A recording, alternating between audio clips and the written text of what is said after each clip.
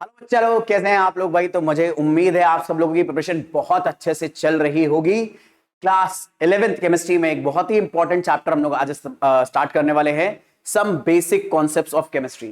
Chemistry के देखो तीन पार्ट होते हैं क्लास 11 में, मतलब क्लास 11 12 में बेसिकली हम लोग केमिस्ट्री तीन पार्ट से पढ़ना स्टार्ट कर देते हैं। Physical chemistry, organic chemistry, inorganic chemistry.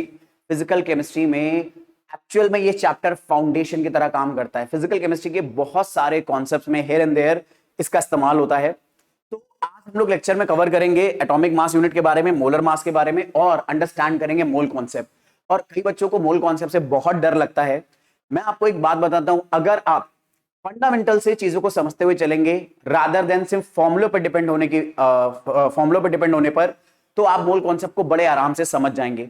तो बस आराम से लेक्चर को ध्यान से सुनिएगा, अपने कान, आंख और दिमाग तीनों चीजें अच्छे से खोल के रखिएगा ताकि आपको जो बातें बताई जाएं आप आराम से उन सारी चीजों को समझ पाएं। चलो अब और कोई टाइम नहीं वेस्ट करते, सीधे हम अपना डिस्कशन स्टार्ट करते हैं। ये जानते हैं कि दरअसल में एटॉमिक मास यूनिट क्या है, मोलर मास क्या है और मोल कॉन्सेप्ट कैसे इस्तेमाल होता है। देखो, सबसे पहले हम लोग बात करते हैं एटॉमिक मास यूनिट की। एटॉमिक मास यूनिट का इस्तेमाल क्यों करना है? दरअसल में एटम बहुत सारे छोटे छोटे पार्टिकल से मिलकर बना है, इलेक्ट्रॉन, प्रोटॉन, न्यूट्रॉन, और खुद भी बहुत ज्यादा छोटा पार्टिकल है, बहुत टाइनी पार्टिकल है, जिसकी वजह से इसका मास बहुत कम होता है।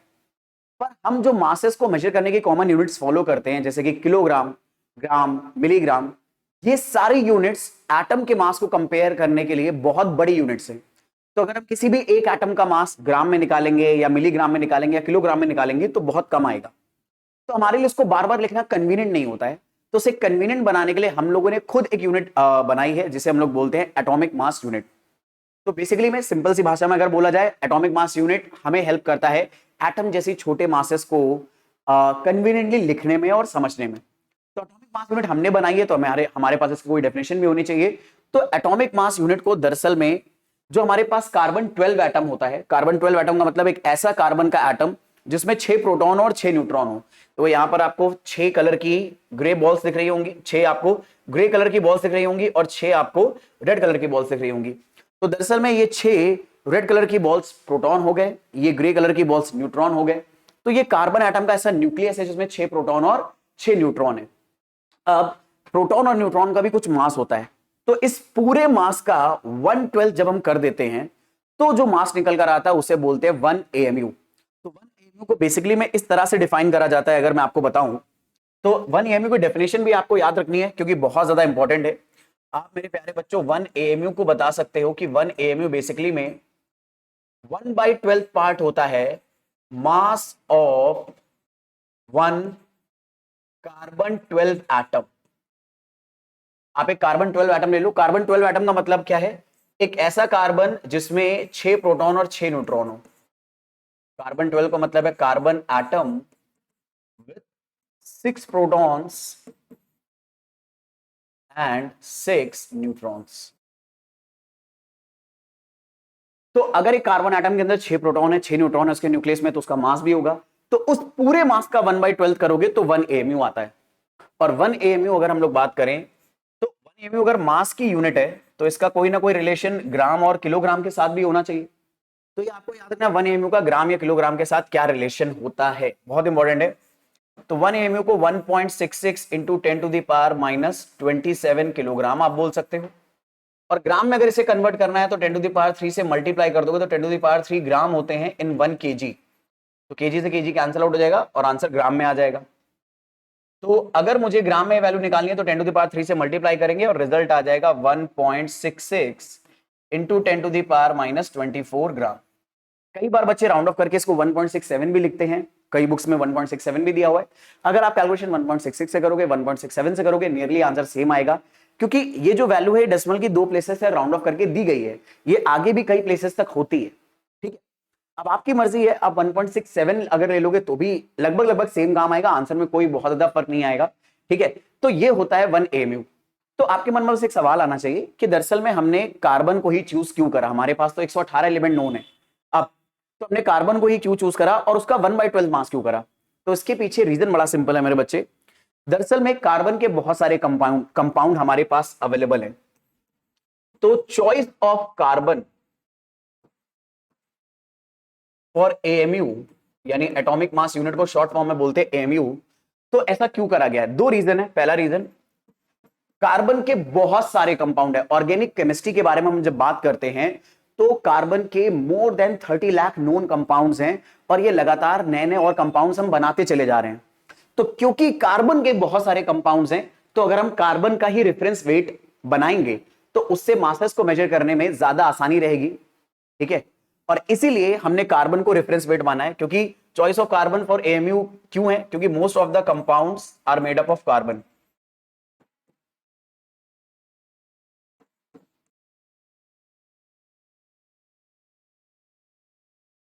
Are made up of carbon. तो कार्बन को रेफरेंस लेना बहुत अच्छी बात है। अब दूसरी बात, हमने कार्बन को चूज क्यों करा वो तो समझ में आया। हमें ये समझना है 1/12 क्यों करा। दरअसल में कार्बन से भी लाइटर एलिमेंट्स हमारे पास प्रेजेंट है।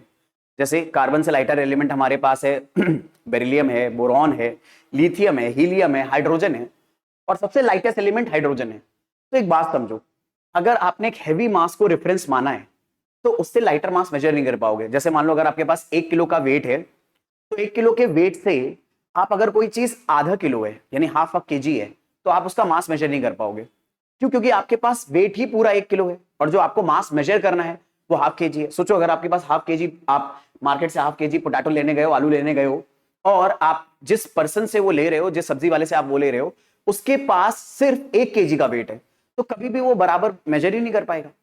एक्चुअल में लाइटर वेट को मेजर करने के लिए हमारे पास रेफरेंस वेट भी लाइटर होना चाहिए। तो क्योंकि हम अगर कार्बन को रेफरेंस बनाएंगे तो उससे कई सारे एटम्स ऐसे हैं जो हल्के हैं और सबसे लाइटेस्ट है हाइड्रोजन। तो हाइड्रोजन का मास हम मेजर नहीं कर पाएंगे, इसीलिए हमने कार्बन के एटम का 12th पार्ट निकाल दिया। क्योंकि हाइड्रोजन एटम कार्बन से 12 टाइम्स लाइटर होता है। तो अगर हमने कार्बन का 12 से डिवाइड कर दिया, कार्बन के मास का 12 से डिवीजन कर दिया, तो हाइड्रोजन जैसे मास भी मेजर हो जाएंगे, और हाइड्रोजन से मास अगर मेजर हो गए तो हर चीज का फिर हम मास आसानी से मेजर कर लेंगे। तो ये कहानी है मेरे बच्चे हाइड्रोजन, दरअसल में एटॉमिक मास यूनिट की, जिसे शॉर्ट फॉर्म में एएमयू भी बोलते हैं। और एक बात बड़े अच्छे से याद रखनी है कि एएमयू दरअसल में किस तरह से केजी और ग्राम से रिलेट होता है। अब अगर ये बात समझ में आ गई तो दरअसल में इलेक्ट्रॉन, प्रोटॉन, न्यूट्रॉन, ये सारे जो अलग अलग पार्टिकल्स हैं, इनके मासेस भी हम एएमयू में निकाल सकते हैं। इनके मासेस हमें ग्राम में भी पता है, लेकिन हम एएमयू में भी इसके साथ काम करेंगे तो उनके बारे में थोड़ी सी इंफॉर्मेशन हम लोग और कलेक्ट करते हैं।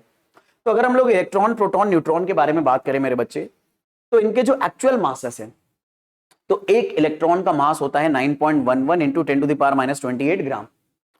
प्रोटॉन का मास होता है 1.67 इंटू 10⁻⁻24 ग्राम, और न्यूट्रॉन का मास होता है 1.67 इंटू 10⁻⁻24 ग्राम।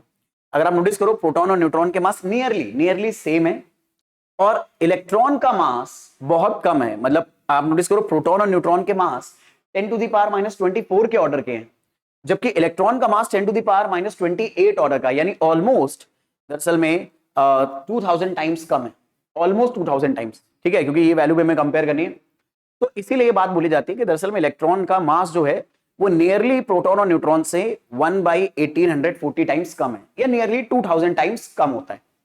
ठीक है, मतलब इलेक्ट्रॉन बहुत हल्का पार्टिकल है, बिल्कुल वैसे ही जैसे मतलब हमारी बॉडी वेट के कंपैरिजन में हमारे हेयर का मास, तो हमारे हेयर का मास हमारी बॉडी वेट के कंपैरिजन में बहुत कम है। तो वैसे कुछ इलेक्ट्रॉन के साथ हो रहा है, इलेक्ट्रॉन, प्रोटॉन और न्यूट्रॉन के कंपैरिजन में बहुत लाइटर पार्टिकल होते हैं। पर ये सारे मासेस एक्चुअल में हमने लिखे हुए मेरे प्यारे बच्चों ग्राम में। एमयू के बारे में अगर बात करें तो एमयू में इनका मास क्या होता है, तो प्रोटॉन का मास होता है लगभग 1.00728 एएमयू, और न्यूट्रॉन का होता है 1.00867 एएमयू। पर मेरे बच्चे जरा ध्यान से देखो, अगर हम राउंड ऑफ करें इसको डेसिमल के 2 प्लेसेस तक या डेसिमल के बाद 1 प्लेस तक, तो 1 ही आंसर आएगा, क्योंकि 1.007 और 1.008 में कोई बहुत ज्यादा फर्क नहीं है। तो इसलिए हम अपनी कैलकुलेशंस के लिए प्रोटॉन और न्यूट्रॉन का मास रफली राउंड ऑफ करके 1 ही लेते हैं।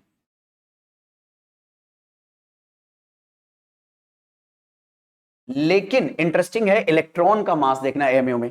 इलेक्ट्रॉन का मास एमयू में आ रहा है 0.0005, यानी 1 से लगभग 2000 टाइम्स कम। आप आराम से 1 में 2000 को डिवाइड करो तो आंसर आएगा 0.005। तो इलेक्ट्रॉन का मास प्रोटॉन और न्यूट्रॉन के कंपैरिजन में लगभग 2000 टाइम कम होता है। एग्जैक्टली तो 1840 लेते हैं हम लोग, लेकिन राउंड ऑफ करो तो लगभग 1/2000 टाइम्स कम होता है। तो इलेक्ट्रॉन एक बहुत ही लाइटर पार्टिकल्स है। ठीक है, अब इन सारी बातों का ध्यान रख के हम लोग दरअसल में अलग अलग एटम के एटॉमिक मासेस निकाल सकते हैं एएमयू में। देखो हमें हाइड्रोजन एटम पता है, उसमें एक प्रोटॉन एक न्यूट्रॉन होता है। हमें लिथियम के बारे में पता है, बेरिलियम के बारे में पता है। तो अलग अलग एटम के एटॉमिक मासेस क्या होते हैं एएमयू में, हम वो निकाल सकते हैं। और आपको एक बात बताता हूं, आप आज से पहले एटम के जो मासेस निकाल रहे थे, जाने अनजाने आप एएमयू में निकाल रहे थे, ठीक है। जैसे आप लोगों को कार्बन का मास पता है 12, नाइट्रोजन का पता है 14, ऑक्सीजन का पता है 16। तो आप ये नंबर जो बोल रहे थे मास के, ये जाने अनजाने आप एएमयू में ही बता रहे थे। दरअसल में कार्बन का मास 12 है एएमयू में, अगर हम बात करें ऑक्सीजन का 16 है एएमयू में, नाइट्रोजन का 14 है एएमयू में। तो ये सारे मासेस जाने अनजाने आप एएमयू में ही बोल रहे थे, और ऐसा क्यों बोल रहे थे उसके बारे में फटाफट बात कर लेते हैं, ठीक है। तो अब जैसे मान लो मैं अलग अलग एटम के बारे में बात करूं, तो अलग अलग एटम के अगर मैं आपसे बोलूं कि आप एटॉमिक मासेस लिखो एएमयू में, तो वो क्या आएंगे। तो एलिमेंट, और यहां पे मैं उनके एटॉमिक मास की टेबल बना रहा हूं एएमयू में, ठीक है। अब एलिमेंट अगर हाइड्रोजन है, तो हाइड्रोजन में देखो एक ही प्रोटॉन होता है और एक प्रोटॉन का मास आ जाएगा 1 एएमयू। अब कई बच्चे यहां पर आर्गुमेंट कर सकते हैं कि सर उसमें तो इलेक्ट्रॉन भी होता है, आपने इलेक्ट्रॉन का मास क्यों नहीं लिया। तो रीजन अभी मैंने बताया, इलेक्ट्रॉन दरअसल में प्रोटॉन न्यूट्रॉन के कंपैरिजन में बहुत लाइटर पार्टिकल है, तो उसका एटम के मास में कंट्रीब्यूशन भी ऑलमोस्ट नेग्लिजिबल होता है। तो इसीलिए कभी भी हम इलेक्ट्रॉन के मास को इन्वॉल्व नहीं करते हैं एटम का मास निकालने में। एटम का मास निकालने में हम लोग प्रोटॉन और न्यूट्रॉन के मास को ही इन्वॉल्व करेंगे, ठीक। तो इसलिए हाइड्रोजन में क्योंकि बस एक प्रोटॉन है, तो इसका मास हो गया 1 एएमयू। अब आगे बात करें अगर हम लोग हीलियम की, तो हीलियम में एक्चुअल में 2 प्रोटॉन 2 न्यूट्रॉन होते हैं। ये हीलियम का सिंबल है, ये इसका मास नंबर होता है, ये इसका दरअसल में एटॉमिक नंबर होता है। मास नंबर दरअसल में प्रोटॉन और न्यूट्रॉन के मास का, प्रोटॉन और न्यूट्रॉन के नंबर का सम होता है। तो हीलियम में 2 प्रोटॉन है 2 न्यूट्रॉन है, तो हर एक प्रोटॉन का मास 1 एएमयू है, हर एक न्यूट्रॉन का मास राउंड ऑफ करके 1 एएमयू है। तो 4 अगर हमारे पास टोटल प्रोटॉन और न्यूट्रॉन है, तो इनका मास आ जाएगा 4 एएमयू। मेरे बच्चे एक बात समझो, आपको ये पता है ना कि एक प्रोटॉन का मास यानी मास ऑफ प्रोटॉन अगर मैं निकालूं ये 1 एएमयू है, और मास ऑफ 1 न्यूट्रॉन अगर मैं निकालूं ये भी 1 एएमयू है। तो अगर मेरे पास 2 प्रोटॉन है 2 न्यूट्रॉन है, तो इनका टोटल मास कितना आएगा भाई। 2 प्रोटॉन का मास 2 एएमयू, 2 न्यूट्रॉन का मास 2 एएमयू, तो टोटल कितना आया 4 एएमयू आया। तो atomic mass of helium 4 AMU हो गया। ऐसे अगर मैं मान लो नाइट्रोजन का निकालूं, जिसका एटॉमिक क्या नाम है हमारा, मास नंबर 14 होता है। मास नंबर 14 का मतलब इसमें प्रोटॉन और न्यूट्रॉन का सम 14 है, और प्रोटॉन और न्यूट्रॉन दोनों का मास अगर 1 एएमयू है, और इलेक्ट्रॉन का मास हम एटम के मास में ऑलमोस्ट नेग्लेक्ट कर देते हैं, तो यहां पर वैल्यू आ जाएगी 14 एएमयू। तो ये जितने भी मासेस आप निकाल रहे थे मेरे प्यारे बच्चों, ये दरअसल में आप जाने अनजाने निकाल रहे थे एएमयू में ही। और एक बात बताता हूं, मोल कॉन्सेप्ट पे कमांड करने के लिए एएमयू को जानना बहुत ज्यादा जरूरी है, ठीक है। और अच्छा एक बात बताओ, अगर जैसे सारे मास आपको एएमयू में पता है, तो आप इनके मास ग्राम और किलोग्राम में निकाल सकते हो। यानी अगर मैं यहां पर बोल दूं कि आप निकालो मेरे प्यारे बच्चों एटॉमिक मास ग्राम में, सेम एटम, तो बेसिकली मैं आपको 1 एएमयू को ग्राम में कन्वर्ट करना होगा। और अब तक मुझे उम्मीद है आपको याद हो गया होगा 1 AMU has 1.66 into 10 to the power minus 24 gram. तो यही वैल्यू आप एएमयू को ग्राम में कन्वर्ट करने के लिए इस्तेमाल कर लो। 1 एएमयू में 1.66 into 10 to the power minus 24 gram अगर होते हैं, तो इस 1 एएमयू में कितने ग्राम हो जाएंगे 1.66 into 10 to the power minus 24 gram. 4 AMU के बारे में अगर बात करें, तो 4 एएमयू में भाई 1 एएमयू में इतने ग्राम है, तो 4 एएमयू में 4 into 1.66 into 10 to the power minus 24 gram. 14 AMU के बारे में अगर बात करें, तो ये आ जाएगा 14 into 1.66 into 10 to the power minus 24 gram. Obviously इसको सॉल्व कर सकते हो, बट आराम से बाद में करेंगे इसको। तो आपको किसी भी एटम का एटॉमिक मास अगर एएमयू में बताया, तो आप उसका मास ग्राम में भी निकाल सकते हो। और मोल के कैलकुलेशन में, number of atoms, number of molecules के कैलकुलेशन में, ये एएमयू से ग्राम में जो कन्वर्जन है बहुत ज्यादा हेल्प करेगा आपकी। तो इसे अच्छे से याद रखना। चलो अब आगे बात करते हैं, हमें एटम के एटॉमिक मासेस समझ में आ गए, उनके एटॉमिक मासेस ग्राम में कैसे निकालते हैं, एएमयू में कैसे निकालते हैं, इसके बारे में हमें बड़े अच्छे से इंफॉर्मेशन मिल गई है मेरे प्यारे बच्चों। अब हम निकालना चाहेंगे एक और नई चीज जिसे बोलते हैं मॉलिक्यूलर मास। तो मॉलिक्यूलर मास बेसिकली में, जैसे उसके नाम में ही बता रहा है, एक मॉलिक्यूल का मास है। अब एक मॉलिक्यूल कई सारे एटम्स को केमिकल बॉन्ड बनाकर बनता है, कई सारे एटम्स के बीच में केमिकल बॉन्ड बनाकर एक मॉलिक्यूल बनता है। जैसे एग्जांपल के तौर पे हम वाटर देखते हैं, तो वाटर ऐसे बहुत सारे छोटे छोटे वाटर के मॉलिक्यूल से मिलकर बना होता है। मतलब ये जो हमें कॉन्टिन्यूअस वाटर दिख रहा है दरअसल में बहुत छोटे छोटे वाटर पार्टिकल से मिलकर बना है, जो नेकेड आइज तो छोड़ो माइक्रोस्कोप से भी विजिबल नहीं है, लेकिन ये प्रैक्टिकली एग्जिस्ट करते हैं। ये हमारे साइंटिफिक थ्योरीज, ये हमारे साइंटिफिक कॉन्सेप्ट्स बताते हैं। और हर एक वाटर पार्टिकल ऐसे छोटे छोटे वाटर पार्टिकल मतलब छोटे छोटे पार्टिकल्स के फॉर्म में होता है, जिसमें हमारे पास एक ऑक्सीजन होगा और दो हाइड्रोजन होंगे। अगर मैं बात करूं तो यहां पर हमारे पास एक ऑक्सीजन एटम होगा और दो हमारे पास हाइड्रोजन एटम होंगे जो आपस में जुड़े होंगे। तो एक ऑक्सीजन एटम और दो हाइड्रोजन एटम आपस में बॉन्ड करके ऑल टुगेदर बना रहे हैं वाटर मॉलिक्यूल। तो इस मॉलिक्यूल का अगर मेरे को मास चाहिए तो इसे बोलेंगे मॉलिक्यूलर मास, और इसका मॉलिक्यूलर मास निकालने के लिए मुझे इन सारे एटम के मासेस को सम करना होगा। तो इन सारे एटम के मासेस को हम लोग सम करेंगे। तो अगर मैं निकालना चाहता हूं मॉलिक्यूलर मास ऑफ वाटर,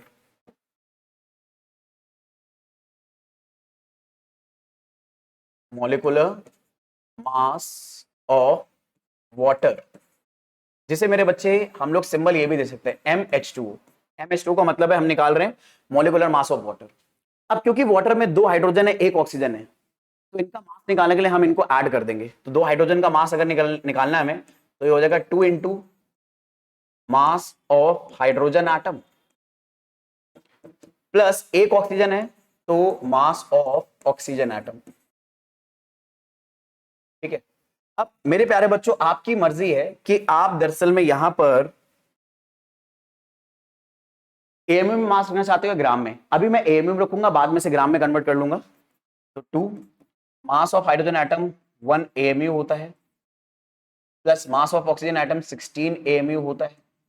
तो ये आ गया 2 एएमयू प्लस 16 एएमयू, दोनों को ऐड करा तो आंसर आया 18 एएमयू।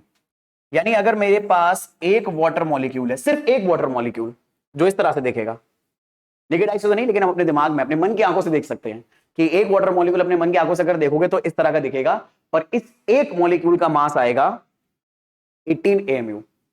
अब एएमयू एक यूनिट है, आप चाहो तो इसे ग्राम में कन्वर्ट कर सकते हो। ग्राम में अगर कन्वर्ट करोगे तो 18 एएमयू को ग्राम में कन्वर्ट करने के लिए 1.66 इंटू 10 टू द पावर -24 ग्राम से आप मल्टीप्लाई कर सकते हो। यानी एक ऐसा एटम, मतलब एक ऐसा एटम जो आपको, एक ऐसा मॉलिक्यूल सॉरी, जो आपको दिख भी नहीं रहा है, आप उसका मास एमयू और ग्राम में निकाल सकते हो, बस आपको अलग अलग एटम्स के मासेस पता हो। और क्योंकि मॉलिक्यूल बहुत सारे एटम्स का केमिकल बॉन्ड बनाकर बनता है, तो आप उन सारे एटम के एटॉमिक मासेस जोड़ दो तो आपका क्या बन जाएगा, उस मॉलिक्यूल का मॉलिक्यूलर मास। तो आप नॉर्मली सारे एटॉमिक मासेस को अगर एमयू में ऐड करोगे तो आंसर एमयू में आएगा, और उसे बाद में 1.66 इंटू 10 टू द पावर -24 से मल्टीप्लाई कर दोगे तो उस मॉलिक्यूल का, उस एक इंडिविजुअल मॉलिक्यूल का मास ग्राम में आ जाएगा। ठीक है। तो एक काम करते हैं, प्रैक्टिस करते हैं थोड़ी सी। मैं कुछ मॉलिक्यूल्स के फॉर्मूले यहां लिखूंगा आपके सामने, आपको इनका मॉलिक्यूलर मास एमयू में बताना है और फिर इसका मॉलिक्यूलर मास हम लोग ग्राम में निकालेंगे। ठीक है। मैं फिर से बता रहा हूं, मोल कॉन्सेप्ट में number of molecules, number of atoms, ये सब निकालने में एमयू और ग्राम का आइडिया बहुत ज्यादा हेल्प करता है, इसलिए मैं आपको इतनी प्रैक्टिस करा रहा हूं ताकि आप धड़ाधड़ मतलब क्वेश्चन करने लगे। देखो मैं आपको बता रहा हूं, हर वो बच्चा कई बार मोल कॉन्सेप्ट में स्ट्रगल करता है जो सिर्फ फॉर्मुलों पर रिलाई करता है। अगर आप सिर्फ फॉर्मुलों पर रिलाई करेंगे तो आप पक्का स्ट्रगल करेंगे मोल कॉन्सेप्ट में, लेकिन अगर आपके फंडामेंटल स्ट्रांग हो गए, आपको समझ में आया कि मोल कॉन्सेप्ट हमने क्यों बनाया है, कैसे डेवलप करा है, तो आप बड़े आराम से सॉल्व कर लोगे। बस आपको मैथ का एक टॉपिक आना चाहिए which is called unitary method.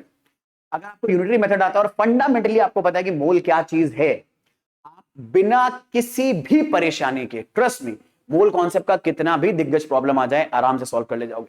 ठीक है। चल, तो मैं कुछ मॉलिक्यूल लिख रहा हूं। पहले सबसे सिंपल एक मॉलिक्यूल लिखता हूं आपके सामने विच इज NH3। और मेरे प्यारे बच्चों अगर आपको नहीं पता है तो NH3 का नाम है अमोनिया। अब देखो यार, आप जैसे जैसे बड़ी क्लासेस में आते जा रहे हो वैसे वैसे केमिकल कंपाउंड्स के फॉर्मूले और नाम आपको याद रखने होंगे, क्योंकि केमिस्ट्री पे कमांड करने के लिए ना कंपाउंड का नाम, फॉर्मूला, ये सब इस पे आपका कमांड होना चाहिए। तो अगर मैं मॉलिक्यूलर मास निकालूं अमोनिया का तो क्या निकल कर आएगा, तो अमोनिया में एक नाइट्रोजन है तो एक नाइट्रोजन का मास 14, 3 हाइड्रोजन है, हर एक हाइड्रोजन का मास होगा 1, तो 3 हाइड्रोजन का मास हो गया 3, तो 14। और अमोनिया में क्योंकि नाइट्रोजन और हाइड्रोजन आपस में जुड़े हुए हैं तो 14 में 3 ऐड होगा, आंसर आएगा 17। ये एएमयू आया। अब मैं इसे अगर ग्राम में कन्वर्ट करूं मेरे बच्चे तो वैल्यू हो जाएगी 17 into 1.66 into 10 to the power -24। Ammonia के बाद अगर मैं बात करूं यूरिया की, तो यूरिया लैब में बनने वाला सबसे पहला ऑर्गेनिक कंपाउंड है। Synthetically urea was the very first organic compound जिसे हमने लैब में बनाया था। उससे पहले ऑर्गेनिक कंपाउंड सिर्फ लिविंग ऑर्गेनिज्म से निकाले जाते थे। यूरिन से यूरिया एक्सट्रैक्ट करा जाता था, पहली बार इसे लैब में बनाया गया था। ठीक है, चल तो अब बात करते हैं मॉलिक्यूलर मास की यूरिया का। तो ये याद रखना मॉलिक्यूलर मास ऑफ यूरिया क्या है। देखो इसमें 2 नाइट्रोजन है, एक नाइट्रोजन का मास 14 है तो 2 का 28 हो जाएगा। बेसिकली में इन सारे मासेस को हमें सम करना है, तो बस सबको सम करते हुए चलते हैं। हमारे पास 2 हाइड्रोजन इधर है, 2 हाइड्रोजन इधर है, तो टोटल 4 हाइड्रोजन है। 4 हाइड्रोजन का मास 4 हो जाएगा, प्लस एक कार्बन है, कार्बन का मास 12, प्लस एक ऑक्सीजन है, इसका मास 16। इन सबको सम करो, आंसर आ रहा है 16। 16 प्लस 12 28, 28 प्लस 4 32, 32 प्लस 28 60। तो मॉलिक्यूलर मास आ गया 60 AMU। यानी अगर आपके पास एक यूरिया मॉलिक्यूल है, इमेजिन करो एक मॉलिक्यूल बस, तो उस एक मॉलिक्यूल में उसका पूरा मॉलिक्यूलर मास 60 आ रहा है। तो मॉलिक्यूलर मास आ जाएगा 60 into 1.66 into 10 to the power minus 24। ये ग्राम में आ गया। ऐसे ही मान लो अगर मेरे पास ग्लूकोज है, तो मेरे प्यारे बच्चों आप लोगों को ग्लूकोज का फॉर्मूला क्लास 8 9 से जब आप पहली बार फोटोसिंथेसिस पढ़ते हो तो आपको याद होता है C6H12O6। अब बड़ा लंबा चौड़ा फॉर्मूला है तो मॉलिक्यूलर मास भी लंबा चौड़ा आएगा, नो डाउट। लेकिन अगर आप इन्हें याद रखोगे तो कैलकुलेशंस में कई बार आपके लिए बहुत इजी हो जाएगा। तो 6 कार्बन, एक कार्बन का मास 12 होता है, तो 6 कार्बन का 6 12 जा 72 या 12 6 जा 72। एक हाइड्रोजन का मास 1 होता है तो 12 हाइड्रोजन का मास 12 हो जाएगा। एक ऑक्सीजन का मास 16 है, एक ऑक्सीजन एटम का मास 16 है, तो 6 ऑक्सीजन एटम का निकालना है, तो 16 इंटू 6 यानी 96 आ जाएगा। तो 96 प्लस 12 ये हो गया आपका 108, 108 प्लस 72 180 आ गया। तो ये मास आ गया 180। अब 180 इसका एमयू में मास है, यानी अगर आपके पास बस एक ग्लूकोज का मॉलिक्यूल है, एक मॉलिक्यूल, तो उस एक मॉलिक्यूल का मास 180 एमयू है। ग्राम में निकालोगे तो 180 into 1.66 into 10 to the power minus 24 gram आएगा। ऐसे मान लो मेरे पास सल्फ्यूरिक एसिड है। सल्फ्यूरिक एसिड का फॉर्मूला होता है मेरे प्यारे बच्चों H2SO4। तो इसका अगर मॉलिक्यूलर मास मेरे को निकालना है तो कैसे निकलेगा।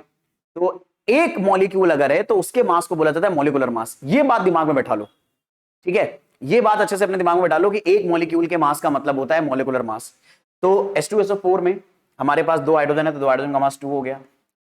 हमारे पास एक सल्फर है तो इसका मास 32 हुआ। 4 ऑक्सीजन है, एक ऑक्सीजन का मास 16 है तो 4 ऑक्सीजन का मास हो जाएगा 16 इंटू 4, दैट विल बी 64। तो 64 प्लस 32 96, 96 प्लस 2 98, 98 एमयू आया। तो मॉलिक्यूलर मास हो जाएगा 98 into 1.66 into 10 to the power minus 24 gram मेरे प्यारे बच्चों। ऐसे ही अगर हम लोग बात करें अमोनिया हो गया, यूरिया हो गया, ग्लूकोज, सल्फ्यूरिक एसिड, बड़े कॉमन हमारे पास कंपाउंड है। ऐसे अगर मान लो एक सस्ता मद्दा ले लेते हैं, कार्बन डाइऑक्साइड। तो कार्बन डाइऑक्साइड का फॉर्मूला होता है CO2। तो इसका मॉलिक्यूलर मास अगर मेरे को निकालना है तो एक कार्बन का मास 12 हो गया, 2 ऑक्सीजन है तो एक ऑक्सीजन का मास 16 तो 2 का 32, तो 32 प्लस 12 44, तो 44 AMU। एक कार्बन डाइऑक्साइड अगर आपके पास है, एक कार्बन डाइऑक्साइड का मॉलिक्यूल, तो उसका मॉलिक्यूलर मास होगा 44 AMU और ग्राम में निकालोगे तो हो जाएगा 44 into 1.66 into 10 to the power minus 24 gram. जो उम्मीद है आपको कोई भी कंपाउंड का फॉर्मूला अगर दिया जाए और उसमें प्रेजेंट एटम्स के अगर आपको नंबर पता है और उनके एटॉमिक मासेस पता है, तो आप मॉलिक्यूलर मास उस कंपाउंड का AMU में और मॉलिक्यूलर मास ग्राम में बड़े आराम से निकाल लोगे, ठीक है। पर यहां पर एक बात बताता हूं आपको, कई बार मेरे प्यारे बच्चों हम लोग को डील करना पड़ता है आयनिक कंपाउंड के साथ। जैसे आप लोगों को पता होगा कि आयनिक कंपाउंड की कैटेगरीज में हमारे पास सबसे कॉमन कंपाउंड जो आता है वो है NaCl, जिसे हम कॉमन सॉल्ट या सोडियम क्लोराइड बोलते हैं। हमारे पास NaOH आता है, ये एक बेस है लेकिन है आयनिक, क्योंकि Na प्लस और OH माइनस आयन से बना है। हमारे पास KBr आ सकता है, ठीक है, हमारे पास Na2SO4 आ सकता है। ये सब हमारे पास बहुत सारे अलग अलग टाइप के आयनिक कंपाउंड्स हैं। अब आयनिक कंपाउंड्स क्योंकि मॉलिक्यूल नहीं होते तो इनका मॉलिक्यूलर मास नहीं निकाला जाता, मतलब इनका एक नए तरीके का मास निकाला जाता है जिसे हम लोग बोलते हैं फॉर्मूला मास। यानी इनके फॉर्मूले का क्या मास है और इनके फॉर्मूले का मास ही इनकी एक यूनिट का मास माना जाता है। तो अगर आपको आयनिक कंपाउंड दिया है तो इनका फॉर्मूला मास हम लोग निकालते हैं। पर आपको एक बात बताऊं, दरअसल में फॉर्मूला मास और मॉलिक्यूलर मास आयनिक कंपाउंड्स के लिए काफी इंटरचेंजेबली यूज होता है। देखो क्रूशियल लेवल पे एकदम, मतलब स्ट्रिक्ट अगर कोई बोले तो आपको आयनिक कंपाउंड के फॉर्मुला मासेस कैलकुलेट करने होते हैं, यानी उनके एक फॉर्मुला यूनिट का मास कितना है। लेकिन इसी को कई बार आप मॉलिक्यूलर मास भी बोल देते हो, वो जनरल लैंग्वेज है, ठीक है। तो ये अलाउड होता है, लेकिन आपको बस ये पता होना चाहिए कि फॉर्मुला मास क्या है, ताकि आपके सामने अगर ये वर्ड आ जाए तो आप घबराएं नहीं। फॉर्मुला मास का मतलब होता है आयनिक कंपाउंड के एक फॉर्मुला यूनिट का मास, जो कि दरअसल में मॉलिक्यूलर मास जैसा ही होता है।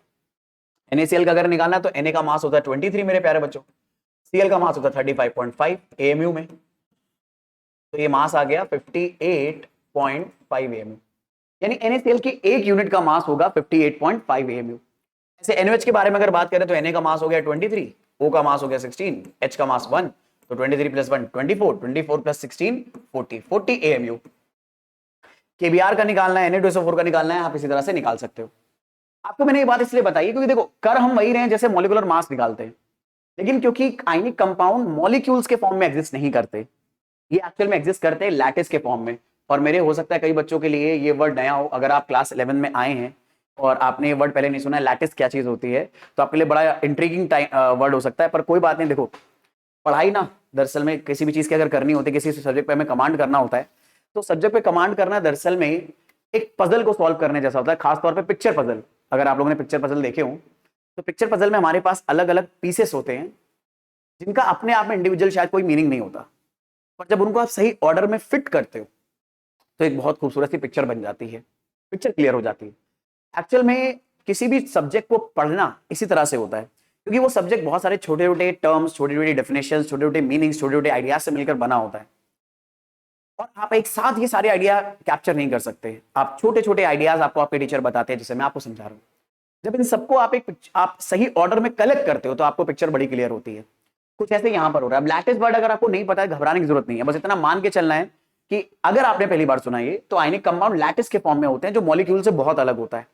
मॉलिक्यूल की इंडिविजुअल एग्जिस्टेंस होती है, बट आयनिक कंपाउंड में NaCl की इंडिविजुअल एग्जिस्टेंस नहीं होती, ये लैटिस में रहते हैं। बहुत सारे Na प्लस आयन, बहुत सारे Cl माइनस आयन आपस में एक के बाद एक के बाद एक जुड़े रहते हैं, तो इनका आता है फॉर्मूला मास, और निकालते वैसे ही, ठीक है।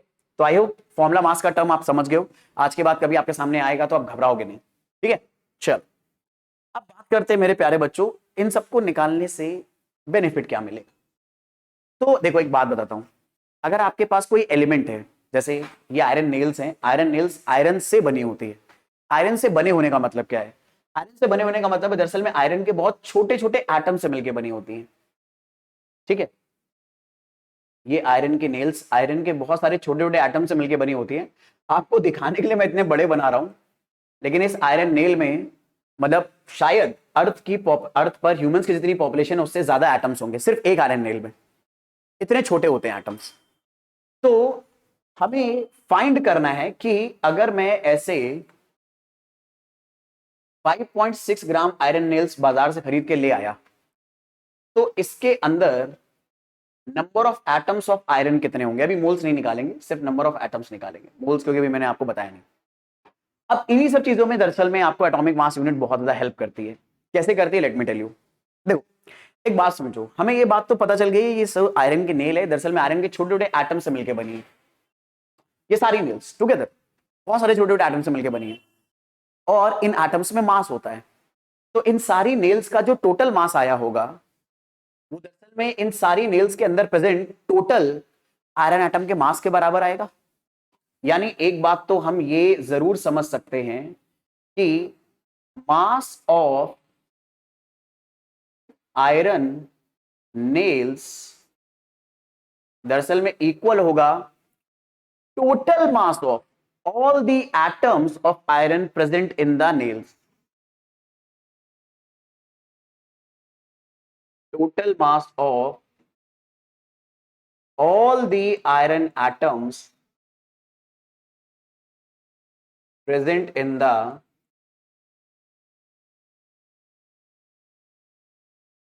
iron nail sample। Iron nail sample में जितने भी आयरन एटम्स हैं, ठीक है, उन सबका मास जोड़कर ही तो क्या बनेगा, आयरन नेल्स का मास। ये बात इंडिविजुअली समझ पा रहे हो भाई? आयरन नेल छोटे छोटे एटम से मिलकर बनी है, ठीक है। जैसे आप इमेजिन करो, अगर आप लकड़ी के छोटे छोटे बॉक्सेस से लकड़ी के छोटे छोटे पीसेस को कलेक्ट करके कोई चीज बनाओ, तो उस चीज का पूरा मास उस लकड़ी के छोटे छोटे पीसेस के मास के सम के बराबर होगा ना। तो ऐसे ही ये सारी आयरन की नेल्स दरअसल में आयरन के छोटे छोटे एटम से मिलकर बनी है। तो इन एटम का जो टोटल मास आएगा वो आयरन नेल के मास के बराबर आएगा। तो मान लेते हैं यहां पर हम लोग सारे number of iron atoms n के बराबर है। तो लेट नंबर ऑफ आयरन का सिंबल होता है Fe, iron atoms in sample is equal to n। हमारे पास इस आयरन नेल के सैंपल में जो आयरन एटम्स है वो n है। तो एक बात सोचो, हर एटम का मास तो सेम होगा, आयरन एटम्स के सारे एटम दिखने में एक जैसे होंगे तो उनका मास सेम आने वाला है, ठीक है।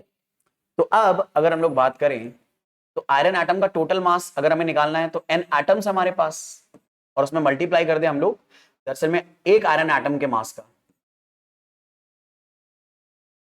Mass of one iron atom, और n है हमारे पास सैंपल में टोटल नंबर ऑफ एटम, तो इससे आ जाएगा total mass of iron atom, और ये किसके बराबर होगा, मास ऑफ आयरन नेल्स। तो मास ऑफ आयरन नेल्स मेरे बच्चे अपने को गिवन है 5.6 ग्राम। हमें फाइंड आउट करना है सैंपल में कितने नंबर ऑफ एटम्स है, और मास ऑफ आयरन एटम हमें निकालना है। तो देखो अगर हम लोग यहां पर ग्राम में यूनिट रख रहे हैं तो यहां पर भी ग्राम में आना चाहिए।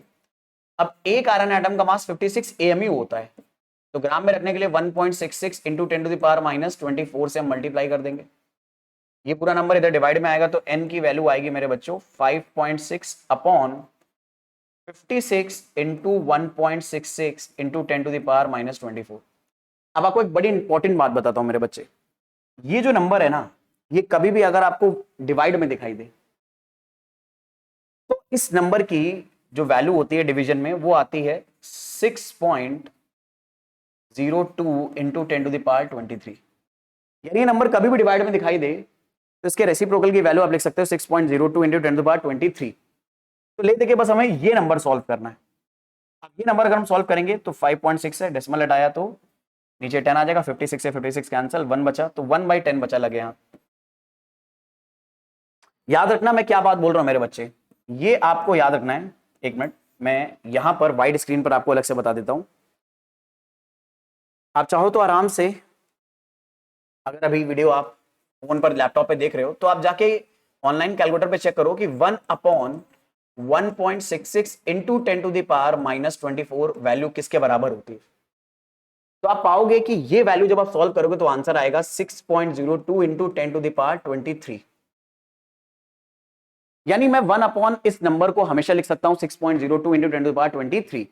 इसका उल्टा भी कर सकते हो आप, इन्हें क्रॉस मल्टीप्लाई कर दो तो आप ऐसे भी बोल सकते हो 1 upon 6.02 into 10 to the power 23 दरअसल में 1.66 इंटू 10 टू द पावर -24 के बराबर होगा। आप अगर इसका क्रॉस मल्टीप्लाई करके लिखते हो तो 1 will be equal to 6.02 into 10 to the power 23 into 1.66 into 10 to the power -24, ये भी बोल सकते हो। बेसिकली में दोनों नंबर एक दूसरे के रेसिप्रोकल है, तो हमें इस नंबर का रेसिप्रोकल लिखना है तो ये लिख दिया 6.02 इंटू 10 टू द पावर 23। बाकी 5.6 को 56 से डिवाइड करा, आंसर आया 1/10। तो नंबर ऑफ एटम्स अगर मैं निकालना चाहूं तो नंबर ऑफ एटम्स अगर मैं निकालूंगा तो ये 10 ऊपर जाएगा, तो ये 10 के ऊपर पावर है 1, यहां पर 10 के ऊपर पावर है 23। तो दो नंबर अगर सेम बेस पर डिवाइड हो रहे हैं तो उनकी पावर सब्ट्रैक्ट हो जाती है, तो n का आंसर आएगा 6.02 इंटू 10 टू द पावर 23 में से 1 सब्ट्रैक्ट करेंगे 22 आएगा।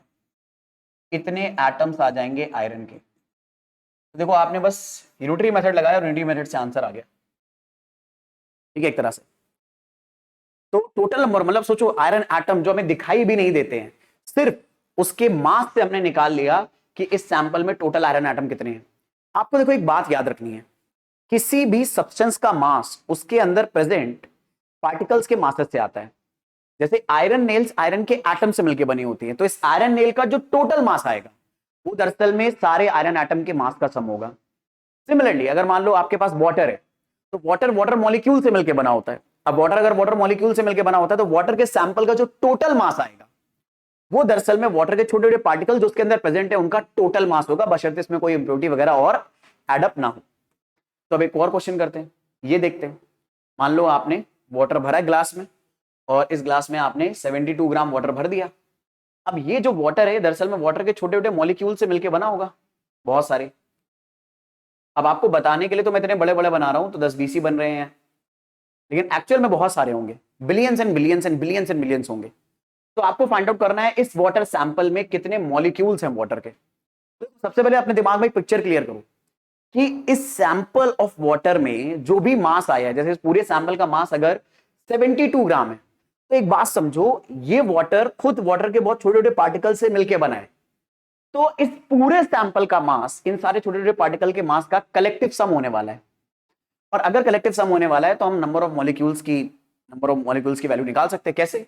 यहां पर भी वही आइडिया मैं फॉलो करूंगा कि जो total mass of water sample होगा,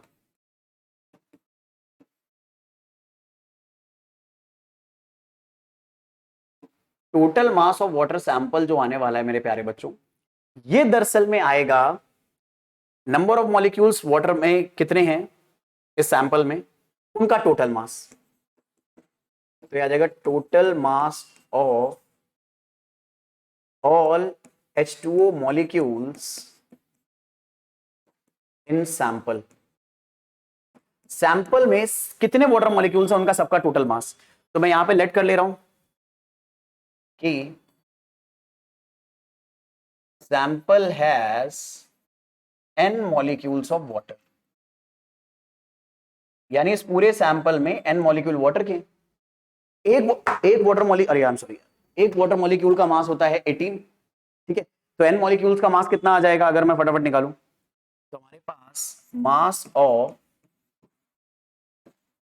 वाटर सैंपल ये आ जाएगा मेरे प्यारे बच्चों, number of water molecules into mass of one water molecule.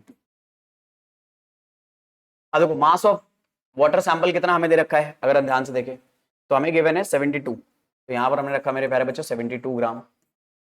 N हमें फाइंड आउट करना है mass of one water molecule का मास 18 होता है, लेकिन ये एमयू में होता है। पर यूनिटरी मेथड के अकॉर्डिंग, मतलब अगर हमें यूनिट्स का ध्यान दें तो यहां पर अगर मास ग्राम में दे रखा है तो इधर भी ग्राम में होना चाहिए। तो एमयू को ग्राम में कन्वर्ट करने के लिए 1.66 इंटू 10⁻⁻24 से हमने मल्टीप्लाई करा ताकि आंसर ग्राम में आए। तो एन की वैल्यू अगर निकालनी है तो 72 के अपॉन में 18 लिखा, ये नंबर भी इधर जाएगा तो डिवाइड में होगा, इसको 1 के साथ अपॉन में अलग से लिख देते हैं ताकि आपको दिखाई दे ये नंबर दरअसल में 6.02 इंटू 10⁻23 है। भाई अभी अभी मैंने आपको बताया था कि आप इस नंबर को ये लिख सकते हो 1/1.66 इंटू 10⁻⁻24 को ये लिख सकते हो। अच्छा, अब आप में से कितने बच्चों को ये नहीं समझ में आया कि मैंने ये कैसे करा? अगर ये नहीं समझ में आया तो कमेंट बॉक्स में बताइएगा, क्योंकि ये अंडरस्टैंडिंग ही बहुत ज्यादा इंपॉर्टेंट होती है। अक्सर बच्चों को ये सारी जगह दिमाग चल जाता है और सिली मिस्टेक्स ऐसी जगहों पर होने लगती हैं, ठीक है। जैसे आपको ये समझ में नहीं आया तो आपका दिमाग पूरा डिस्टर्ब हो जाएगा कि ये यहां पर कैसे आया। अगर नहीं आया तो कमेंट सेक्शन में बताना कि ये आपको अभी नहीं पकड़ में आया है, ठीक है। तो अगर ये ज्यादातर बच्चों का ये इशू आया कि उन्हें समझ में आया कि ये कैसे हुआ, तो इसका एक अलग से आपको सिखाने के लिए एक वीडियो बनाऊंगा मैं कि ये सब चीजें हो क्या रही हैं, क्योंकि कई बच्चे मैंने देखा है मैथ्स में यहाँ पर इस जगह पर सिली मिस्टेक्स करते हैं। तो आपको ये सारी सिली मिस्टेक्स भी धीरे धीरे मेरे को बतानी होंगी, ठीक है। आप इन्हीं पर काम करेंगे तो अपने आप कॉम्पिटिशन बढ़ता चला जाएगा। बट फिलहाल एक रफ आइडिया दे देता हूँ, ये दोनों टर्म मल्टीप्लाई में इधर भेजो के डिवाइड में होगा, तो 18 भी इसके साथ डिवाइड में आएगा और ये नंबर भी। तो आप नोटिस करो ये जो नंबर डिवीजन में आया इसे 1 के साथ ऊपर मल्टीप्लाई करके लिख दोगे तो ये बनेगा तो यही ना, इसको सिंप्लीफाई अगर करोगे तो 72/18 इंटू 1.66 इंटू 10⁻⁻24 आ रहा है। इस चीज को मैंने बस ऐसे लिख दिया क्योंकि दोनों सेम ही तो हैं, बस इसको अलग से लिख दिया है ताकि मैं अलग से इसकी वैल्यू निकाल दूं। यहां जाएगा 6.02 इंटू 10⁻23। साथ में 18 का टेबल 4 टाइम पड़ा 72 आ गया, तो ये 4 इंटू 6.02 इंटू 10⁻23 आया। तो 4 में आप 2 का मल्टीप्लाई करो 8, फिर 0, 4 में 6 का मल्टीप्लाई करो 24, ये आ गया। साइंटिफिक नोटेशन में लिखना चाहते हो तो 2.408 इंटू 10⁻24 आ जाएगा। This will be our answer. यानी हमारे पास 72 ग्राम वाटर में कितने वाटर मॉलिक्यूल्स होते हैं। अब वाटर मॉलिक्यूल्स, एक वाटर मॉलिक्यूल जो हमें दिखाई भी नहीं देता है, एक सैंपल में कितने वाटर मॉलिक्यूल है वो हम सिर्फ एएमयू और एएमयू का ग्राम से जो रिलेशन है उसकी हेल्प से निकाल सकते हैं। बस इसके साथ साथ हमें ये दिमाग लगाना पड़ेगा कि एक सैंपल किसी भी चीज का अगर बना है और वो अलग अलग छोटे छोटे पार्टिकल्स या एटम से मिलकर बना है, तो उस पूरे सैंपल का मास उस सारे छोटे छोटे एटम्स या मॉलिक्यूल्स के मास का ऑल टुगेदर सम होगा, ठीक है। ऐसे ही ये वाला क्वेश्चन है, find number of molecules in 3.4 gram of ammonia. अब वैसे अमोनिया तो गैस होती है, लेकिन अगर उसका टेम्परेचर कम करोगे तो लिक्विड बन जाएगा। तो मान लो मैंने ऐसे लिक्विड अमोनिया बना लिया। लिक्विड अमोनिया बिल्कुल वाटर की तरह ट्रांसपेरेंट दिखता है, लेकिन इसकी स्मेल बहुत पंजेंट और इरिटेटिंग होती है। अगर जैसे आप ये कैप हटाकर इसको स्मेल करोगे, बड़ा इरिटेशन सा होगा आपको, बहुत इरिटेटिंग स्मेल होती है ह्यूमन सेंसेस को, ठीक है। तो अब वही वाली बात है, ये लिक्विड अमोनिया भी दरअसल में बहुत सारे लिक्विड के अमोनिया के छोटे छोटे पार्टिकल से मिलकर बना होगा, और इस अमोनिया का टोटल मास 3.4 ग्राम आ रहा है। तो आपको बताना है इसके अंदर कितने कितने अमोनिया मॉलिक्यूल्स हैं। और अगर आपको अमोनिया का फॉर्मूला याद नहीं आ रहा मेरे प्यारे बच्चों, तो मैं याद दिला देता हूं। अमोनिया का फॉर्मूला होता है NH3। एक नाइट्रोजन का एटॉमिक मास होता है 14 AMU और हाइड्रोजन का होता है 1। कई बार AMU को बच्चे U भी लिखा जाता है, जिसे हम लोग बोलते हैं यूनिफाइड मास। हालांकि एटॉमिक मास यूनिट और यूनिफाइड मास में थोड़ा सा डिफरेंस होता है, लेकिन अपनी कैलकुलेशन जो हम क्लास 11-12 में करते हैं, यहाँ पर ये वैल्यू लगभग सेम ले सकते हैं। तो आप 14 AMU बोलो या 14 यूनिफाइड मास जिसका सिंबल है U, आप वो भी ले सकते हो, ठीक है। कभी कभी लिख के आ जाता है तो आपको पता होना चाहिए, बस ये वाली बात। तो अब मैं स्क्रीन से एक मिनट के लिए हट रहा हूं। आप खुद इस क्वेश्चन को एक बार ट्राई करो, सॉल्व करो, आंसर कमेंट सेक्शन में बताओ, ताकि हमें पता चले कि अब तक आपको ये बताई हुई बातें अच्छे से पकड़ में आई हैं, ठीक है। मैं स्क्रीन से हट रहा हूं एक बार।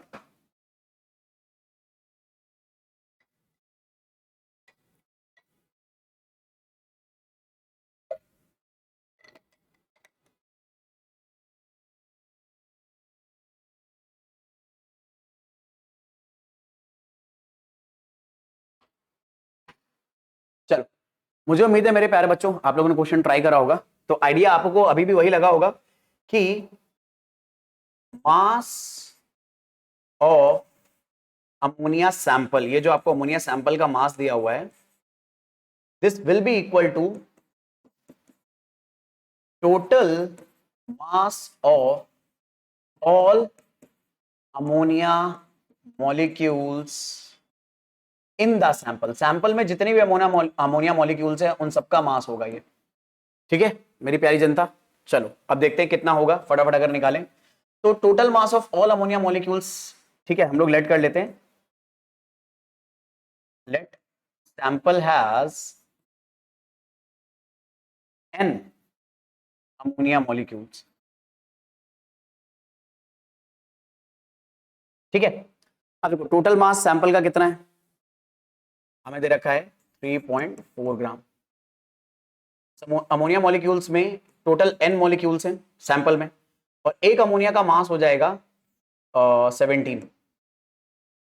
एक अमोनिया का मास 17 आप निकालते हो तो 17 AMU होगा। ग्राम में रखने के लिए 1.66 इंटू 10 टू द पावर -24 से आप मल्टीप्लाई करोगे। तो n की वैल्यू अगर निकालनी है तो 3.4 में हम डिवाइड करेंगे ये नंबर। आपको पता है ये नंबर जब डिवीजन में जाएगा तो इस 1/1.66 इंटू 10 टू द पावर -24 को आप अलग से लिख लो, ताकि ये वैल्यू मेरे बच्चे आप बता पाओ कितनी होती है। ये वैल्यू हमेशा याद रखना, ये वैल्यू आएगी आपकी 6.02 इंटू 10 टू द पावर 23। बहुत जाना पहचाना नंबर होगा अगर आपने पढ़ा है तो। बाकी 34 में डेसिमल, 3.4 में डेसिमल लगो तो नीचे 10 आ जाएगा। 17 2 जा 34, तो 2/10 मतलब बेसिकली में आप ऐसे लिख सकते हो 2/10। 10 यहाँ डिनोमीटर में है, यहाँ 10 की पावर 23 न्यूमेटर में, तो दोनों पावर सब्ट्रैक्ट होंगी, 2 को मल्टीप्लाई करो। 12.04 इंटू 10 टू द पावर 23 और 1 को सब्ट्रैक्ट करेंगे तो 22 आएगा। चाहो तो ऐसे लिख लो 1.203 इंटू 10 टू द पावर 23। तो हमारे 3.4 ग्राम अमोनिया में इतने अमोनिया मॉलिक्यूल्स हैं। तो अब किसी भी सैंपल में कितने भी नंबर ऑफ एटम्स या मॉलिक्यूल्स आपको निकालने हैं तो बड़े आराम से निकाल सकते हो आप। और नोटिस करो यहाँ पर मैंने बिना फॉर्मूले के आपको बताया ये चीजें, मतलब ये मत सोचना ये कोई फॉर्मूला है, प्लीज ये कोई फॉर्मूला नहीं है।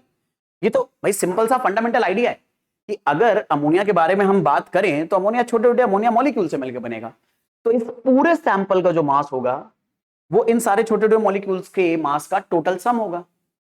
अब सारे मॉलिक्यूल्स का मास क्योंकि सेम होने वाला है, और मान लो अगर n मॉलिक्यूल्स हैं तो n मॉलिक्यूल का मास हो जाएगा n into mass of 1 molecule. जैसे इमेजिन करो अगर आपके पास ऐसे बहुत सारे सिमिलर कई सारे पेन्स हैं, आपको एक पेन का मास पता, उन सारे पेन का मास निकालना है तो क्या हो जाएगा, आप इसके मास को n नंबर ऑफ पेन में मल्टीप्लाई कर दो। जैसे इस पेन का मास मान लो 20 ग्राम है, मैंने कहा ऐसे 200 पेन का मास बताओ या 220 पेन का मास बताओ, अब इसके एक पेन के मास में 220 का मल्टीप्लाई कर दो तो टोटल मास आ जाएगा ना। वही कुछ यहाँ पर भी हर अमोनिया मॉलिक्यूल का मास सेम है, तो आपने नंबर ऑफ मॉलिक्यूल्स अगर n माने तो n में अगर एक अमोनिया मॉलिक्यूल का मास मल्टीप्लाई करा तो टोटल अमोनिया का मास आ गया। और टोटल अमोनिया का मास ही सैंपल का मास है, तो 3.4 हमें दिया है, तो टोटल नंबर ऑफ मॉलिक्यूल्स निकला है। देखो मैंने कोई फॉर्मूला इस्तेमाल नहीं करा है, कोई भी फॉर्मूला प्योर फंडामेंटल्स आपको बताएं, और यही प्योर फंडामेंटल्स अगर आपको पता होते हैं तो ट्रस्ट मी मोल कॉन्सेप्ट आपको दिक्कत बहुत कम देगा। लेकिन एक बात बताता हूं, फिर हम फॉर्मूले पढ़ते क्यों हैं? अगर आपके बार फंडामेंटल क्लियर हो गया तो फॉर्मूले कई बार हमारा टाइम बहुत बचाते हैं। तो जाने अनजाने आपको फॉर्मूले इसलिए बताए जाते हैं ताकि आप टाइम सेव कर सको, क्योंकि आपको पता है ना एग्जाम्स जो हम प्रोसीड करने वाले हैं, जो देने वाले हैं आने वाले टाइम में, उनमें टाइम की भी बहुत कमी होती है, और टाइम वहां पर हमारे लिए बहुत क्रूशियल फैक्टर होता है। इसलिए फॉर्मुलाज का हमें इस्तेमाल करना पड़ता है ताकि हम जल्दी जल्दी प्रॉब्लम्स को सॉल्व कर पाए। इसलिए आपको अच्छा लगे या बुरा, हर वो चीज आपको करनी पड़ेगी जो आपका एग्जाम में टाइम सेव कर सकती है। इसके लिए कई फैक्ट्स आपको याद रखने पड़ेंगे, कई वैल्यूज आपको याद रखनी पड़ेंगी, कई फॉर्मुले याद रखने पड़ेंगे, ना चाहते हुए भी आपके, मतलब आपका मन नहीं करेगा, आपका मन करेगा यार मैं तो समझ गया हूं ये चीजें, जब मेरे को मौका मिलेगा मैं ड्राइव कर लूंगा या कर लूंगा। नहीं मेरे भाई, एक्चुअल में जो बहुत अच्छे बच्चे हैं वो इस बात की अहमियत को जानते हैं कि टाइम बहुत क्रूशियल फैक्टर है। तो वो दरअसल में टाइम को कवर करने के लिए हर वो चीज करेंगे जो उनके लिए बड़ा, मतलब जो टाइम को बचा सके। फॉर्मूले याद करेंगे, अलग अलग वैल्यूज याद करेंगे। अगर आप ऐसा नहीं कर रहे होगे तो इन बच्चों से आप पीछे छूटते चले जाओगे, क्योंकि आपको ज्यादा टाइम चाहिए प्रॉब्लम सॉल्व करने के लिए, लेकिन टाइम सबको बराबर मिलेगा। तो वो सेम टाइम में ज्यादा प्रॉब्लम सॉल्व कर लेंगे और आप कम, तो जाहिर सी बात है वो आगे आपसे निकल जाएंगे और आप पीछे रह जाएंगे। तो आपके पास सेम कैलिबर होने के बावजूद स्ट्रेटजी अच्छी नहीं है, इस वजह से आपके मार्क्स कम हो जाएंगे। और यहाँ पर टाइम सेविंग स्ट्रेटजीज बहुत यूजफुल होती है मेरे बच्चे, और आने वाले टाइम में ऐसी ही मैं आपको और इनसाइट्स देता रहूंगा ताकि आप अपनी प्रिपरेशंस को एकदम टॉप नॉच लेवल पे ले जाओ। और फंडामेंटल से हम कभी नहीं हटेंगे भाई। फंडामेंटल भाई, मेरा पढ़ाने का तरीका यही है कि आपको सारी की सारी बातें फंडामेंटल से बताई जाएं, कहां से वो आई हैं, कैसे आई हैं, ताकि आप उन्हें तो समझो, लेकिन टाइम सेव स्ट्रेटजी जो जो रिक्वायर्ड होगी वो भी हम करते चलेंगे ताकि बैलेंस बना रहे चीजों के बीच में। ठीक है, तो ये सारी बातें हो गई। बिना फॉर्मूले के हम लोगों ने नंबर ऑफ मॉलिक्यूल्स और सारे एटम्स वगैरह निकाल लिए किसी भी सब्सटेंस के अंदर, लेकिन फिर भी मोल के बारे में थोड़ी सी तो बात कर ही लेते हैं। तो मोल है क्या? तो मोल दरअसल में केमिस्ट्री के अंदर बिल्कुल वैसे काम करता है जैसे कॉमन लाइफ में डजन काम करता है। जैसे आप मार्केट में जाके कभी कभी 1 डजन मैंगो लेते हो, 1 डजन एप्पल लेते हो, ठीक है, हो सकता है कुछ जगहों पे केजी वगैरह में बिकता हो, लेकिन आप नंबर में भी ले सकते हो। ठीक है, तो ऐसे ही 1 डजन आप बनाना परचेज कर सकते हो। तो जैसे 1 डजन बनाना का मतलब क्या होता है? 12 बनानास, है ना। ऐसे ही मोल्स काम करता है नंबर के टर्म्स में केमिस्ट्री में।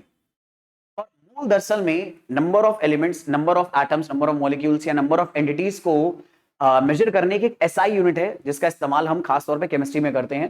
ठीक है, तो मोल को अगर आपको डिफाइन करना हो तो मोल बेसिकली में है तो एक एसआई यूनिट, और ये मेजर करेगी, ये एसआई यूनिट है और ये मेजर करती है अमाउंट ऑफ सब्सटेंस को, लेकिन नंबर के टर्म्स में करती है मेरे बच्चे। यहां पर अमाउंट ऑफ सब्सटेंस जो मेजर होता है वो नंबर के टर्म में होता है, मास के टर्म में नहीं कि 1 केजी है 2 केजी है, नंबर में कितना है। तो एक मोल में किसी भी चीज के 6.0221407 इंटू 10⁻23 पार्टिकल होते हैं। लेकिन घबराना मत, आपको इतनी वैल्यू याद नहीं करनी, आपको सिर्फ डेसिमल के 2 प्लेस के बाद तक याद रखना है, 6.02 तक, या बहुत ज्यादा है तो 6.02 इसको राउंड ऑफ करके 3 लिख सकते हो, यहां तक डेसिमल के 2 प्लेस तक बहुत सफिशिएंट काम करता है। ठीक है, तो दरअसल में 1 मोल में इतने पार्टिकल होते हैं, 6.02 इंटू 10⁻23 पार्टिकल। और एवोगैड्रो एक बहुत ही रिनाउंड साइंटिस्ट थे जिन्होंने केमिस्ट्री में बहुत सारा काम करा है, तो उनके रिस्पेक्ट में इस नंबर को नाम दे दिया गया है एवोगैड्रो नंबर। ठीक है, उनके रिस्पेक्ट में इस नंबर को नाम दिया गया है एवोगैड्रो नंबर। तो याद रखना 1 मोल, इसको एब्रीवेट करके सिर्फ MOL भी लिखते हैं पर पूरी पूरी स्पेलिंग तो MOLE होती है। तो 1 mole of anything will be 6.02 into 10⁻23 entities, कोई भी चीज हो। ठीक है, जैसे एग्जांपल के तौर पे अगर मैं आपको बताऊं, सुनना मेरी बात, एनालॉजी समझिए, क्योंकि एनालॉजी से ही आपको यहां पर इसकी अंडरस्टैंडिंग आएगी। जैसे मेरे बच्चे, अगर आप 1 डजन एप्पल्स लेते हो तो 1 डजन एप्पल्स का मतलब क्या होता है? 12 एप्पल्स होता है ना। सिमिलरली मेरे प्यारे बच्चे, अगर आप 1 मोल एप्पल्स लोगे तो 1 मोल एप्पल्स का बोलने का मतलब क्या है? इसके बोलने का मतलब अपने दिमाग में समझो। जैसे जब आप 1 डजन एप्पल बोलते हो तो अपने दिमाग में आप 12 एप्पल बना लेते हो ना, ऐसे कि 12 एप्पल्स हैं। अच्छा ठीक है, 6-6 की 2 लाइनें हो सकती हैं, या 3-3 की 4 लाइनें हो सकती हैं, या 2-2 की 6 लाइनें हो सकती हैं। इमेजिन कर सकते हो। ऐसे आपको सोचना होता है कि 1 मोल एप्पल दरअसल में कितने एप्पल्स होंगे? 6.02 इंटू 10⁻23 एप्पल्स। अब समस्या क्या है? ये नंबर अपने आप में बहुत बड़ा है मेरे भाई, ये नंबर अगर आप लिखने चलोगे तो 6.02 लिखोगे और 10 के बाद आप ऐसे 23 जीरो लगाते चले जाओगे। तो ये आप नंबर इमेजिन कर सकते हो, बहुत बड़ा नंबर है। तो आप ना इतने सारे एप्पल इमेजिन नहीं कर पाते हो, बट आपको समझना है कि 1 मोल एप्पल यही होते हैं। लेकिन आपको एक बात बताता हूं, पूरे अर्थ पर भी इतने एप्पल नहीं होंगे ऑल टुगेदर। तो इसीलिए कॉमन चीजों के साथ उनका नंबर काउंट करने में कभी भी हम लोग मोल का इस्तेमाल नहीं करते। आप कभी भी फ्रूट वाले जो भैया उनके पास जाकर ये नहीं बोलोगे भैया 1 मोल बनाना दे दो, वो कहेगा ये क्या होता है। आप एक दर्जन ले सकते हो, 1 मोल उनके लिए काम का नहीं है। 1 मोल आप पूरे अर्थ पर बनाने नहीं होंगे मेरे भाई, 1 मोल इतना बड़ा नंबर है।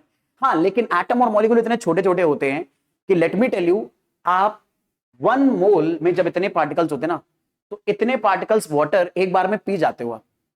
ये इतने छोटे पार्टिकल्स होते हैं वाटर के, ठीक है। तो सिमिलरली अगर मैं आपको ऐसे एक और एग्जांपल बताऊं, ये तो एप्पल का एग्जांपल लिया है जो थोड़ा सा इनकन्वीनियंट है, ठीक है। अब जैसे अगर मैं आपसे पूछूं मेरे प्यारे बच्चों, मान लो 1 डजन मेरे पास वाटर है। 1 डजन वाटर का मतलब 1 डजन वाटर पार्टिकल्स हैं। वाटर पार्टिकल बेसिकली में मॉलिक्यूल्स होते हैं। तो मान लो मेरे पास 1 डजन वाटर पार्टिकल्स हैं, तो 1 डजन वाटर पार्टिकल का मतलब मेरे पास 12 वाटर पार्टिकल्स हैं, यानी 12 वाटर मॉलिक्यूल्स हैं। ये पार्टिकल बेसिकली में मॉलिक्यूल्स होंगे। सिमिलरली मेरे प्यारे बच्चों, अगर मेरे पास 1 मोल वाटर हो जाए, पार्टिकल्स यहां पर मैं स्पेसिफिकली लिख देता हूं मॉलिक्यूल्स हैं, तो 1 मोल वाटर अगर आपको बोला जाता है तो इसका मतलब आपको क्या समझना है मेरे बच्चे? इसका मतलब आपको यह समझना है कि आपके पास 6.02 into 10 to the power 23 water molecules होंगे। भाई वाटर मॉलिक्यूल आप ऐसे इमेजिन करते हो ना, एक ऑक्सीजन एटम और 2 हाइड्रोजन एटम। उल्टा चेहरा मिकी माउस का, मिकी माउस का उल्टा चेहरा देख रहा है, ठीक है। इसको सीधा भी बना सकते हो, कोई दिक्कत नहीं है। तो 6.02 into 10 to the power 23 water molecules होंगे।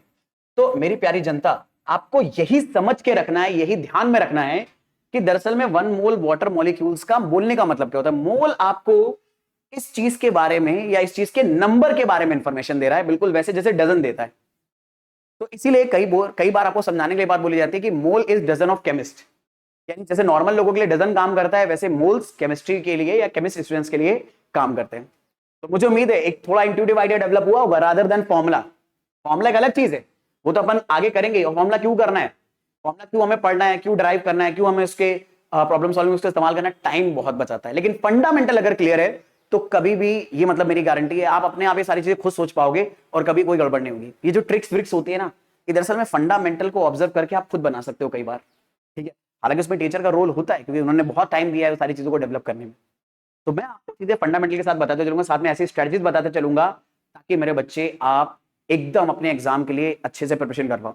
लेकिन इसके लिए आपको एक मतलब दरअसल में हार्डवर्क ज्यादा बढ़ाना पड़ेगा, क्योंकि कई बार क्या होता है कि आप ये सारी चीजें सुनकर बड़े मोटिवेट तो जाते हो, लेकिन ये मोटिवेशन बहुत जल्दी फुस भी हो जाता है। तो आपको बहुत ज्यादा पूरे टाइम दरअसल में डिसिप्लिन में रहना है। Motivation is different, discipline is different. Motivation लगातार फ्लक्चुएट होता रह सकता है, तो कभी आप बहुत ज्यादा पढ़ोगे, कभी कम पढ़ोगे, कभी बहुत बिल्कुल नहीं पढ़ोगे। लेकिन डिसिप्लिन में अगर रहोगे तो मतलब एक लेवल पर आप लगातार पढ़ते चले जाओगे और अपनी ग्रोथ को अगर आप ट्रैक कर रहे हो ना, तो लगातार ऊपर चलते चले जाओगे और कॉम्पिटिशन बहुत हाई कर दोगे आप लोगों के लिए, ठीक है। ऐसा ही काम करना है थ्रू आउट द लाइफ मेरे बच्चे। चलो आगे बात करें तो मोल का इंट्यूटिव आइडिया तो समझ में आ रहा है, ठीक है। तो अब हमें एक नया टर्म भी समझना है मेरे बच्चे, जिसे बोलते हैं मोलर मास। तो मोलर मास बेसिकली में किसी भी चीज के 1 मोल पार्टिकल का मास होता है। तो मोलर मास को अगर आपको डिफाइन करना है तो it is mass of 1 mole of substance. एक सब्सटेंस के 1 मोल का जो मास होता है उसे बोलते हैं मोलर मास। यानी जैसे एग्जांपल के तौर पे मैंने आपसे कहा आप निकालो मोलर मास ऑफ CO2 मेरे बच्चे। तो मोलर मास ऑफ CO2 का मतलब यह होगा कि आप निकाल रहे हो मेरे बच्चे mass of 1 mole particles of CO2, mass of 1 mole particles of CO2 मेरे प्यारे बच्चों। अब कैसे निकालोगे ये? आइडिया बड़ा सिंपल होता है, देखना। देखो आपको एक CO2 मॉलिक्यूल का मास तो पता है ना, ग्राम में। मोलर मास यूजुअली ग्राम में बताया जाता है। ये वाली बात बता देते हैं, ये आपको ना ग्राम्स में डिफाइन करना होता है। ये रिस्ट्रिक्शन है, ठीक है, कि मतलब हालांकि रिस्ट्रिक्शन क्या मतलब आप यूजुअली ग्राम में ही करते हो, आप केजी में बोल दोगे कोई दिक्कत नहीं है, ठीक है, लेकिन यूजुअली ग्राम में ही करा जाता है। तो mass of 1 mole particles of CO2 अगर हमें निकालना है तो हमें एक CO2 मॉलिक्यूल का मास पता है और 1 मोल का निकालना है। तो 1 मोल में कितने पार्टिकल होते हैं यार? 1 मोल में CO2 के कितने पार्टिकल होंगे? 6.02 इंटू 10⁻23 इंटू कार्बन डाइऑक्साइड के एक मॉलिक्यूल का मास। तो मेरे प्यारे बच्चों, कार्बन डाइऑक्साइड के एक मॉलिक्यूल का मास कितना हो जाएगा? मैं थोड़ी सी जगह यहाँ पे लेना चाहूंगा, तो थोड़ा लेफ्ट में लिखूंगा मैं। 6.02 इंटू 10⁻23, ये 1 मोल CO2 पार्टिकल हो गए। CO2 के मॉलिक्यूलर मास की वैल्यू आ गई 44। भाई एक कार्बन का मास 12 और 2 ऑक्सीजन का मास 32, तो 32 प्लस 12 44 बन गया। 2 प्लस 2 4, 3 प्लस 1 4।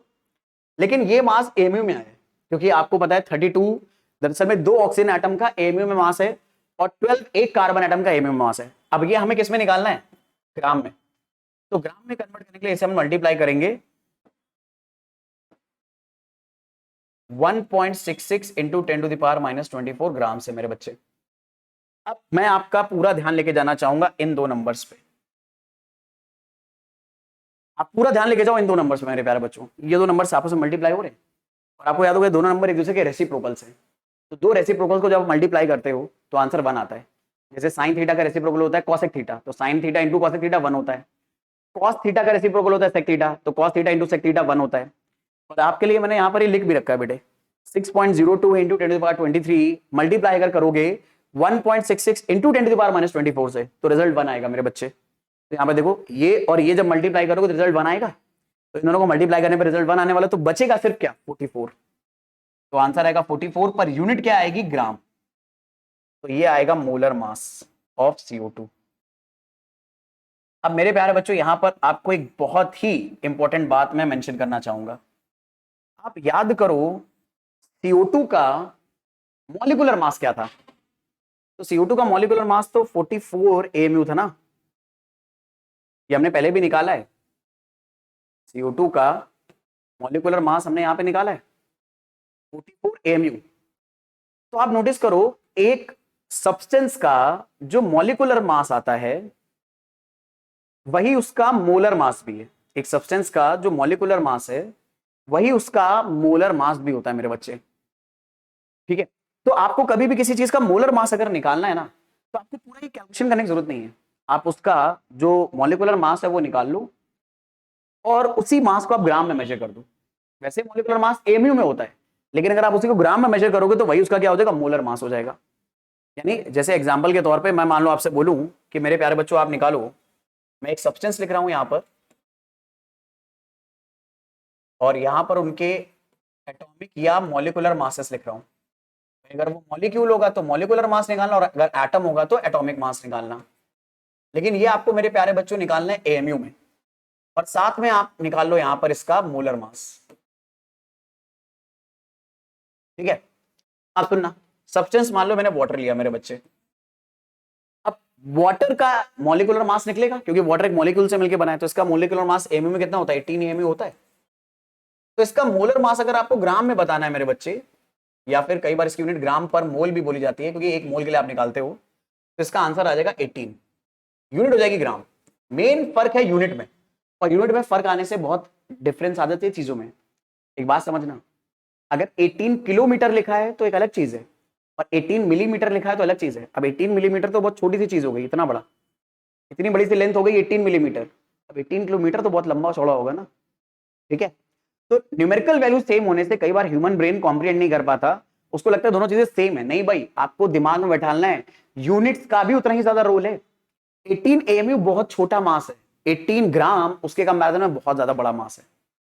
ठीक है, ऐसे ही मान लो मैं अमोनिया के साथ डील कर रहा हूं मेरे प्यारे बच्चों, तो अमोनिया का मॉलिक्यूलर मास आएगा 17 एएमयू, तो इसका मोलर मास 17 ग्राम हो जाएगा।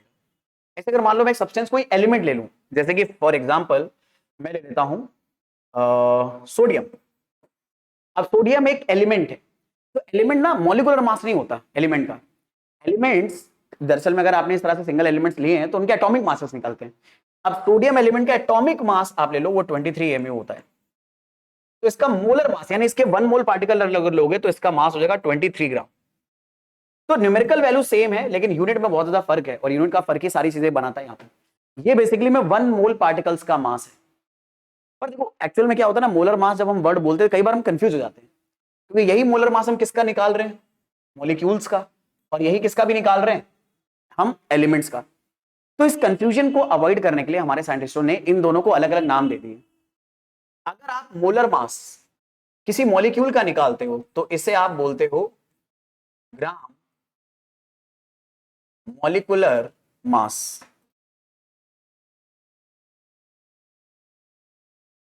और देखो ये एक्चुअल में क्या है, मॉलिक्यूलर मास ग्राम में आया एग्जैक्टली। तो बेसिकली में मॉलिक्यूलर मास जब ग्राम में आता है वो होता उसका मोलर मास, यानी उसके 1 मोल पार्टिकल का मास। तो आप मॉलिक्यूल के अगर निकालोगे तो इसका एक स्पेशल नाम हो जाएगा ग्राम मॉलिक्यूलर मास। तो आज के बाद से केमिस्ट्री में कहीं पर भी ये वर्ड आए ना, ग्राम मॉलिक्यूलर मास, ग्राम, तो आप समझ जाना आप उसके 1 मोल पार्टिकल का मास निकाल रहे हो या उसका मोलर मास निकाल रहे हो। और ये एलिमेंट के लिए निकाल रहे हो तो यार मेरे बच्चे, मुझे उम्मीद है आप समझदार हो, तो ये आ जाएगा ग्राम एटॉमिक मास।